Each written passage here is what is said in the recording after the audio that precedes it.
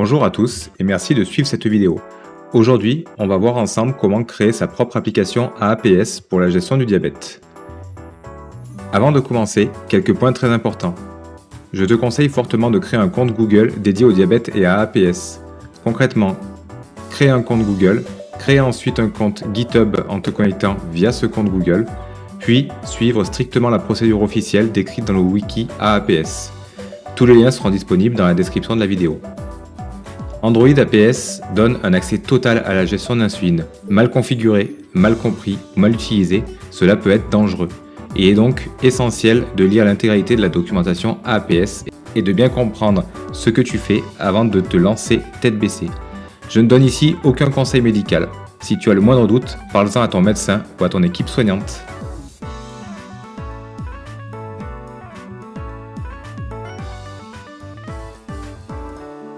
Allez, c'est parti, on commence. On va lancer Google Chrome sur la page du wiki de APS pour générer l'APK via GitHub.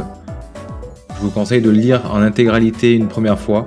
N'hésitez pas à essayer de traduire rapidement la page sans forcément besoin de comprendre l'intégralité de ce qui va vous être demandé d'un point de vue technique. On y reviendra un peu plus tard.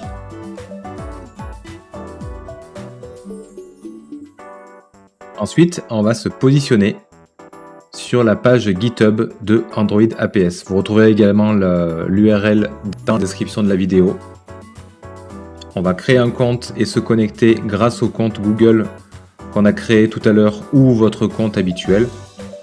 Ici, on a pris comme exemple le compte de Cassie. On accepte les conditions. Il va nous demander de choisir un pseudo. Il vous déconseille d'utiliser le même que Google.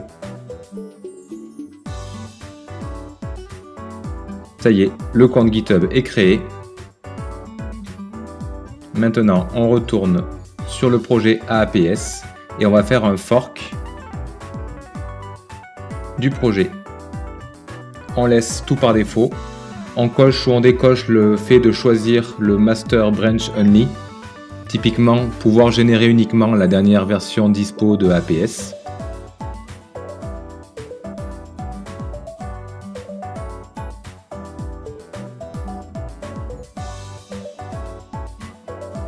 Maintenant, on va naviguer sur l'onglet du wiki et le suivre à la lettre.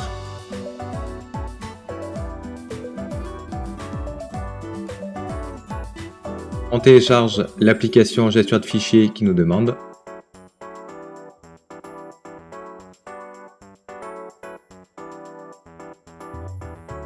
On l'ouvre, on la configure une première fois pour forcément lui autoriser les accès aux fichiers du téléphone.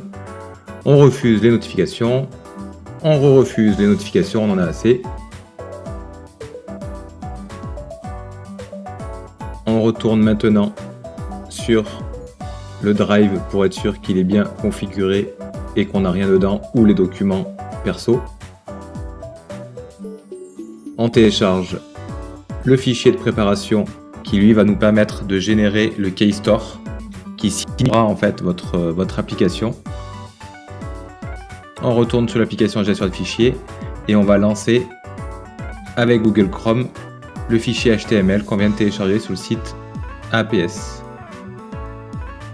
Ici, deux cas de figure. Soit vous n'avez jamais eu d'installation APS et dans ce cas, on va générer un Keystore tout neuf. Ou sinon, on télécharge le Keystore qu'on aura préalablement exporté depuis Android Studio. On copie le nom de la première variable Keystore 7 qu'on va venir configurer dans notre fork de GitHub.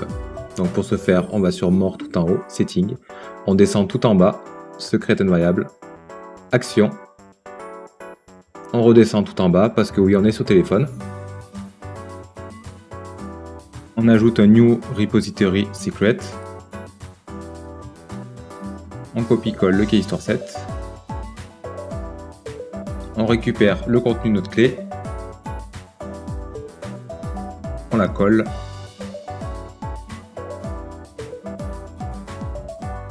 Et on va également faire une sauvegarde du contenu de cette clé directement dans notre nouveau Gmail. Après, je vous invite à le stocker aussi sur d'autres adresses mail, mais le contenu de cette clé est unique. On s'envoie un mail à nous-mêmes avec pour objet KeyStore, histoire de le retrouver facilement le jour où il y aura un pépin. Vous le laissez en l'état, envoyé.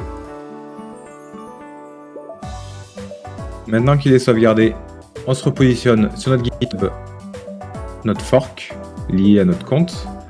On vérifie que le KeyStore est toujours là. Et maintenant, on va s'occuper du KeyStore de Google Drive, qui permettra d'exporter directement les fichiers APK sur le Drive. On démarre le processus de hot, on choisit notre compte Google. On autorise malheureusement l'accès à notre Drive au script, d'où l'intérêt de créer un deuxième compte. On copie-colle le nom de la variable qu'on va ensuite créer dans GitHub. On colle, on récupère le secret juste en dessous, on le colle, on sauvegarde, on prend la suite de la documentation APS, on a fini la partie OAuth pour la partie Drive et on en est à générer l'APK. Action, tous les workflows, APSCI, run, run.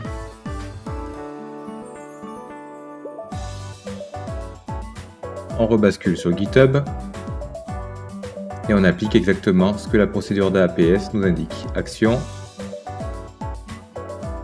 je comprends les risques,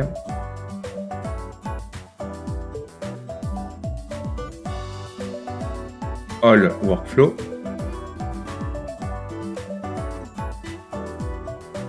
APSCI, run, et run. À partir de là, le workflow va se créer. Le premier sera un peu long, environ une bonne douzaine de minutes. On actualise la page pour pouvoir suivre son avancée. On le voit ici en vert en train de tourner.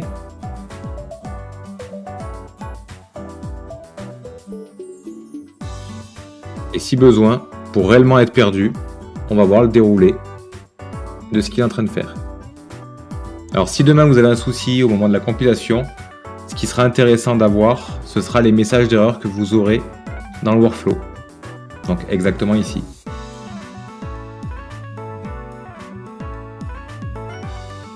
Afin que la vidéo dure pas trop longtemps, je me suis permis de mettre une vitesse x20. Déjà que la vidéo est longue.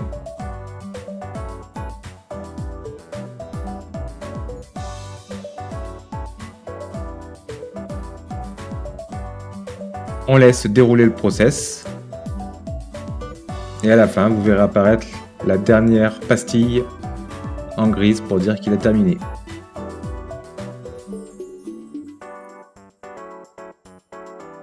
Vous pouvez voir que les APK ont été renommés avec le bon numéro de version et déplacés dans le drive.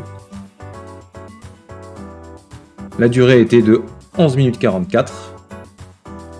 Et on va les vérifier ensemble si sur le drive nous avons bien nos fichiers. On a le dossier APS, le numéro de version et nos deux fichiers installation APS pour le téléphone et Weir pour la montre. On peut maintenant lancer l'installation d'APS sur le téléphone, valider les installations des soins inconnus, autorisées depuis cette source. On coche la case, on attend les 4 secondes. On fait OK. On installe. Là sur un Xiaomi, vous pouvez faire installer sans analyser. Et l'application est installée. On autorise toutes les demandes d'autorisation pour APS.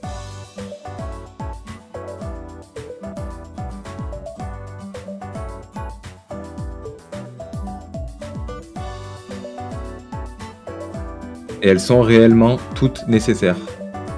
Encore plus la partie restriction de batterie et notification. On autorise les accès. On spécifie un répertoire de travail pour APS, pour les exports, les sauvegardes et les logs. Personnellement, je crée toujours à la racine un dossier APS et j'utilise ce dossier.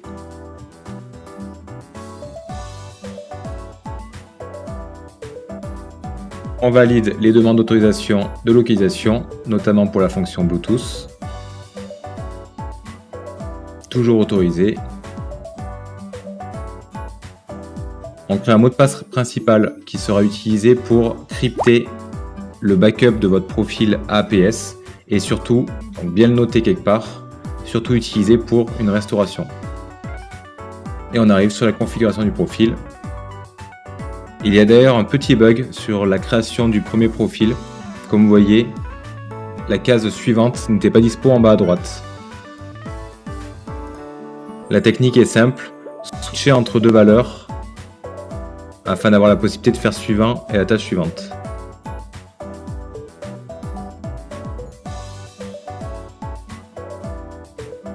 Je vous laisserai voir avec votre équipe soignante pour valider les informations renseignées dans le profil. La synchronisation pour l'instant, on la met de côté, on y reviendra sans doute plus tard. On indique le nom du patient.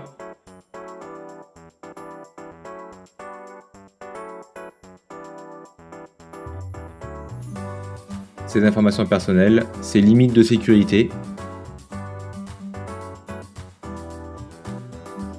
On indique le type d'insuline qu'on utilise. Tous ces paramètres peuvent être modifiés ensuite dans la configuration même de APS. Et pour la source des glycémies, ce que je vous conseille de faire, c'est de raccorder aucune pompe ni CGM, y aller crescendo, et on va choisir de prendre des glycémies variables afin de voir ce que la pompe aurait dosé. Félicitations, vous arrivez à bout de cette longue vidéo. Si vous avez des questions, n'hésitez pas à les poster directement en commentaire de cette vidéo. Et je vous souhaite la bienvenue dans APS et la boucle. À bientôt!